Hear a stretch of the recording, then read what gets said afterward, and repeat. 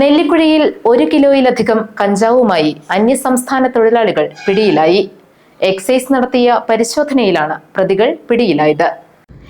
നെല്ലിക്കുഴിയിൽ excise circle inspector MS ജനീഷിന്റെ നേതൃത്വത്തിൽ നടത്തിയ പരിശോധനയിലാണ് 2 പേർ കഞ്ചാവുമായി പിടിയിലായത്. 1 കിലോയിലധികം കഞ്ചാവാണ് ഇവരുടെ പക്കലുണ്ടായിരുന്നത്.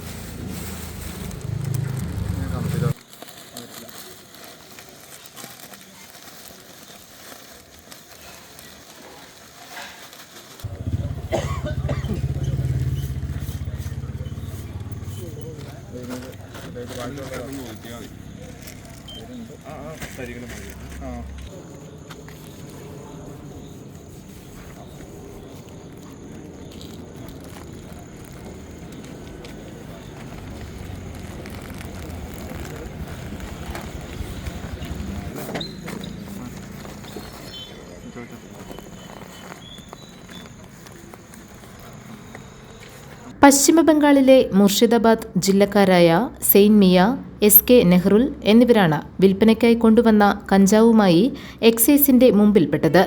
കോടതിയിൽ ഹാജരാക്കിയ പ്രതികളെ റിമാൻഡ് ചെയ്തു. GTV news, Nellikuzhi.